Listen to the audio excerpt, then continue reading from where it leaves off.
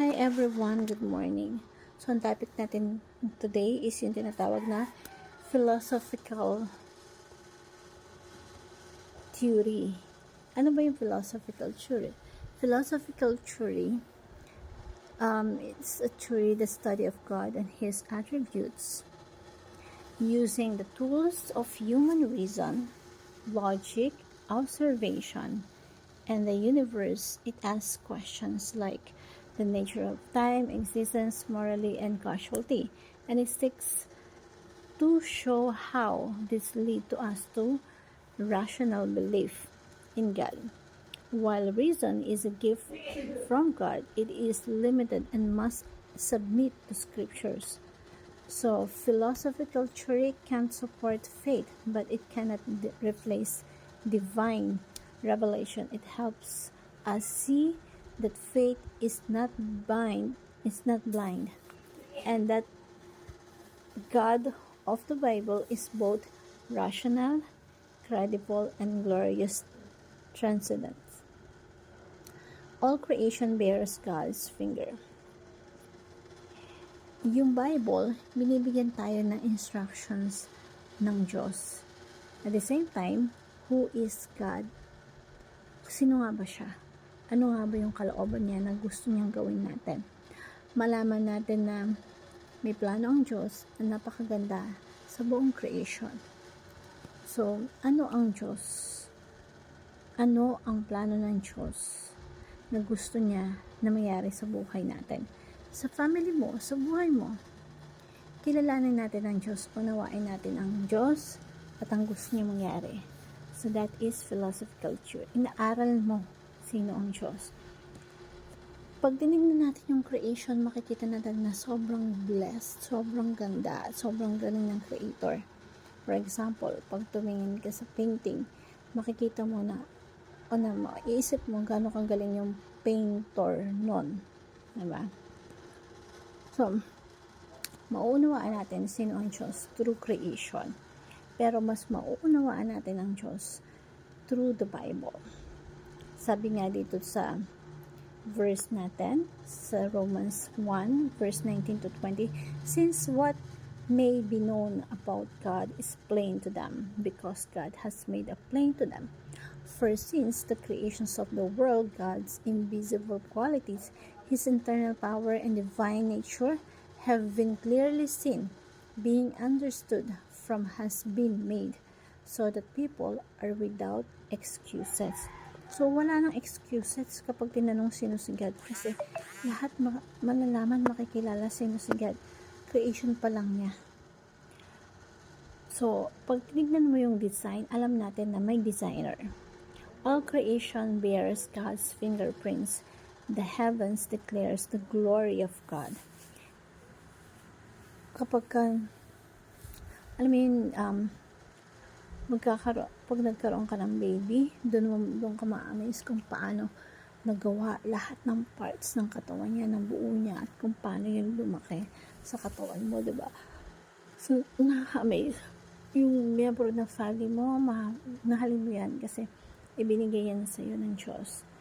Yung fingerprints natin, diba? Kahit napakaraming tao, pero wala kang katulad ng fingerprints. So, nakaka-amaze yun. There is a creator who created all these things. Creations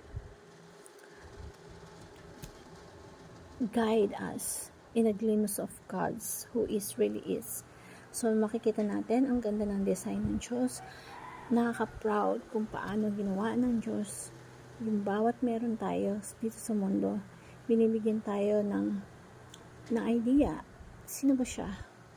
So, yung creation, magkakaroon ka ng idea sino siya. Pero, yung totally understanding that truly what God is through the Bible.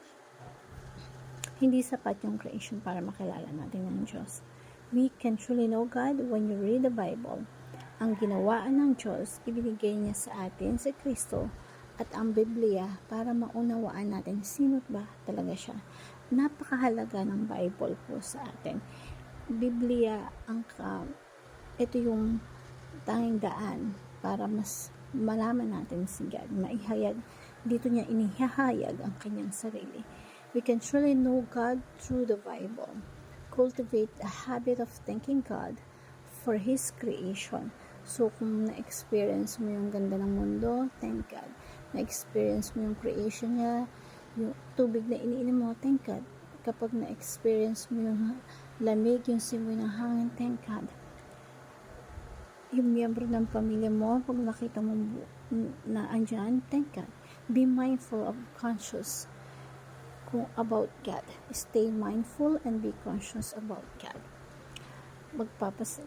Isa yun sa dapat meron tayo lagi yung pagpapasalamat na kung ano yung nakikita natin, yung ganda ng mata natin, yung lahat ng gift na meron tayo, ability na meron tayo, is because of Him.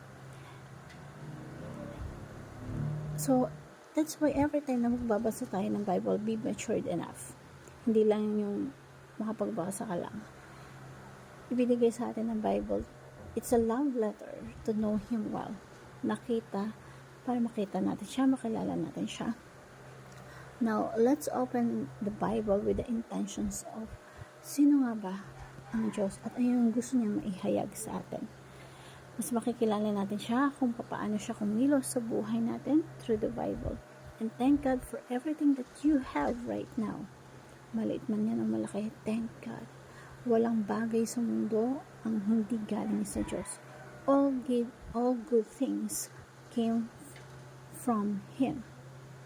So, hope you learn something na appreciate mo yung mga bagay na meron ka, kung paano nagkukonekto sa buhay mo.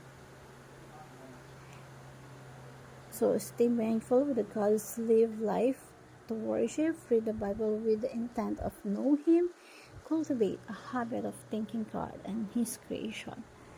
So, I want to share the simple prayer. All wise and loving God, thank you for the gift of mind that can think, reason, and wonder.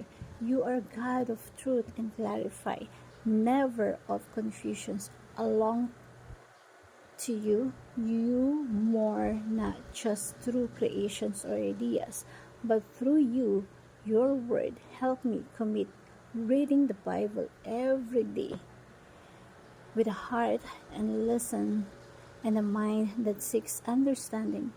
Shape my thoughts with your truth and guard me from your pride.